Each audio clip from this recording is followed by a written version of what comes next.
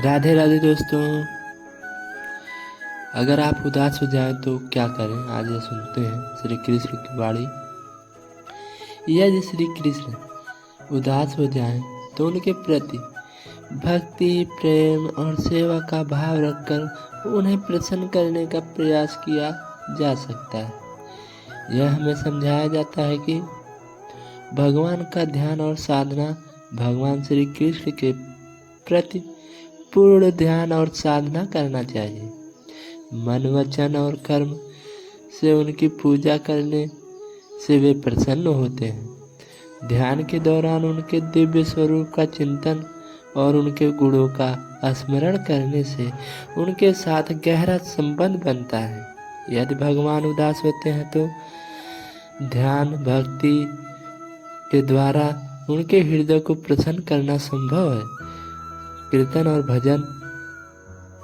श्री कृष्ण का कीर्तन और भजन गाने से उनकी महिमा का गुणगान होता है और वे शीघ्र प्रसन्न होते हैं। गोपियों द्वारा किया गया रासलीला कीर्तन और उनका नाम जपना भगवान को उदासी से बाहर निकालने का सबसे सशक्त साधन है। हरे कृष्णा हरे राम का जाप मन में और हृदय में करे, इससे मन और हृदय को शांति देता है। श्री कृष्ण की लीलाओं का स्मरण।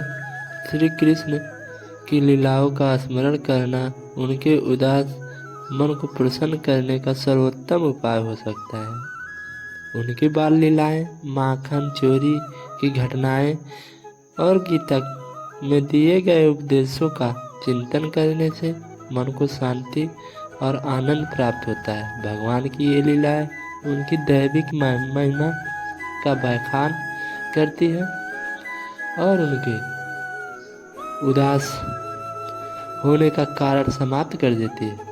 प्रेम और भक्ति का प्रदर्शन। श्री कृष्ण के अनुसार श्री कृष्ण के साथ सच्चे प्रेम का भाव रखते हुए उन्हें अपनी भक्ति अर्पित करना चाहिए। प्रेम के मार्ग पर चलकर हम भगवान को प्रसन्न करते हैं। भगवान प्रेम के भूखे होते हैं और उनका प्रेम प्राप्त करना ही सबसे बड़ा उद्देश्य होना चाहिए। गोपियों का उदाहरण लेते हुए, यदि भगवान उदास होते हैं तो प्रेम और भक्ति से उन्हें फिर से आनंदित किया जा सकता है। व्रत और तप।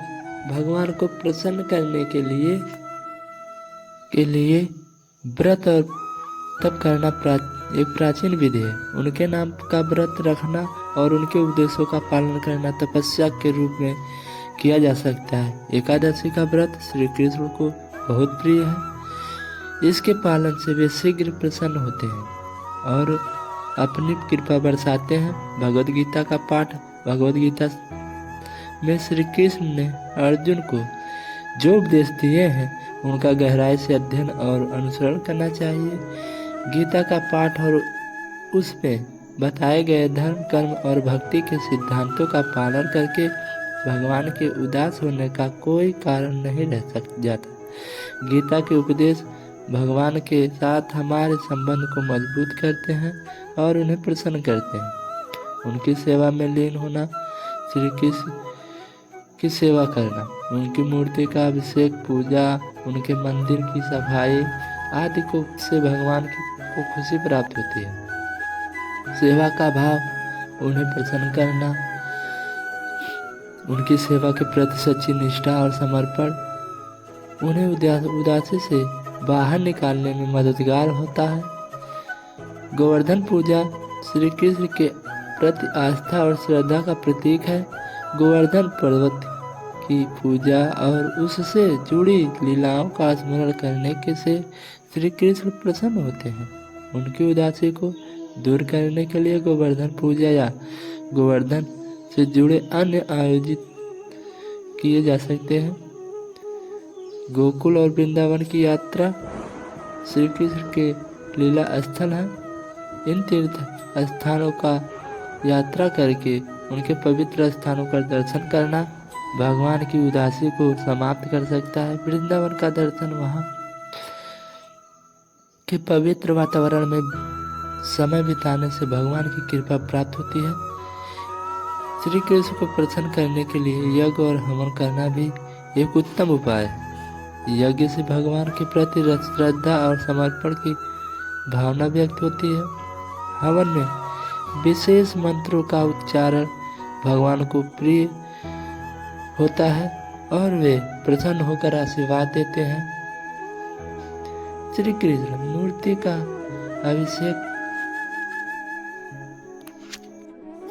अभिषेक करना और उन्हें विभिन्न प्रकार के पंचामृत से स्नान कराना उनकी प्रशंसा के लिए महत्वपूर्ण है। अभिषेक के समय भगवान की स्तुति और उनके नाम का उच्चारण करने से भगवान शीघ्र प्रसन्न होते हैं। श्री कृष्ण की महिमा और लीलाओं पर आधारित कथा और प्रवचन का आयोजन करना भी भगवान को प्रसन्न करने का एक प्रमुख साधन है। भागवत कथा या श्री कृष्ण की जीवन कथा सुनने और सुनाने से भगवान की उदासी दूर हो जाती है और वे अपनी कृपा बरसाते हैं। सेवा भाव के प्राणी मात्र श्री कृष्ण ने भगवत गीता में कर्मयोग का उपदेश दिया है। प्राणी मात्र की सेवा भगवान को बहुत प्रिय है। अनाथों, गरीबों और जरूरतमंदों की सेवा करके भगवान को प्रसन्न किया जा सकता है। उनकी सेवा करना भगवान को सेवा करने के समान है और इससे वे शीघ्र प्रसन्न होते हैं। दान और पुण्य करना श्री कृष्ण को प्रसन्न है। भगवान को प्रसन्न करने के लिए दान और पुण्य के कार्य भी किए जा सकते हैं। अन्न दान, वस्त्र दान और शिक्षा दान जैसे भगवान को प्रसन्न करने का सर्वोत्तम उपाय है। दान का कार्य निस्वार्थ भावना से करना चाहिए ताकि भगवान की कृपा आप पर बनी रहे। माखन मिश्री भगवान श्री कृष्ण को माखन और मिश्री बहुत प्रिय है। उन्हें माखन मिश्री का भोग लगाकर प्रसन्न किया जा सकता है। भगवान बाल रूप में माखन चोर के रूप में प्रसिद्ध हैं और उनके लिए यह भोग अर्पण करने से वे शीघ्र ही प्रसन्न हो जाते हैं। श्री कृष्ण का ग्वालों के साथ विशेष संबंध था। उनकी सेवा और उनके साथ बिताए गए क्षण भगवान को अति प्रिय थे। इस भावना के साथ हम भी उनके ग्वाल जैसी भक्ति करके उन्हें प्रसन्न कर सकते हैं। भगवान की लीलाओं का अनुभव और उनका आदान प्रदान करके उनके प्रति हमारे प्रेम का भक्ति को और गहरा करता है। राधा कृष्ण की संयुक्त पूजा करके भगवान को प्रसन्न करने का उत्तम मार्ग है। राधा और कृष्ण के प्रेम की कथा सभी को ज्ञात है और उनके संयुक्त पूजा करके हम भगवान की उदासी को दूर करते हैं। राधा के बिना श्री कृष्ण अधूरे हैं और राधा का पूजन करके वे शीघ्र प्रसन्न होते हैं। तुलसी के पौधों तुलसी माता को श्री कृष्ण अत्यंत प्रिय माना जाता है। भगवान को प्रसन्न करने के लिए तुलसी के पौधे की पूजा करके उसे जल चढ़ाना महत्वपूर्ण है। तुलसी के पत्तों का सेवन और उसका भगवान को अर्पण करना भगवान को शीघ्र प्रसन्न करता है। श्री कृष्ण की नृत्य आरती करना उनकी प्रशंसा करने के लिए आवश्यक है। आरती के समय दीपक जलाना, शंख बजाना और घंटी की ध्वनि से भगवान को आनंद मिलता है। आरती के समय भगवान का ध्यान और उनके नामों का जाप करना उनकी उदासी को दूर करता है।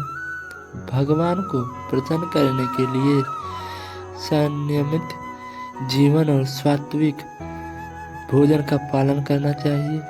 शुद्ध और सात्विक भोजन भगवान को अर्पण करने से वे प्रसन्न होते हैं। अहिंसा, सत्य और धर्म का पालन करने से भगवान की कृपा प्राप्त की जा सकती है। इन उपायों को ध्यान में रखते हुए हम श्री कृष्ण की उदासी को दूर कर सकते हैं और उनकी कृपा अपने ऊपर सदैव बनाए रखना और प्राप्त कर सकते हैं। अगर ये आपको मेरी वीडियो पसंद आई हो तो लाइक और सब्सक्राइब जरूर कर देना और कमेंट में जय श्री राधे जरूर लिखना। मिलते हैं नेक्स्ट वीडियो में, तब तक के लिए धन्यवाद।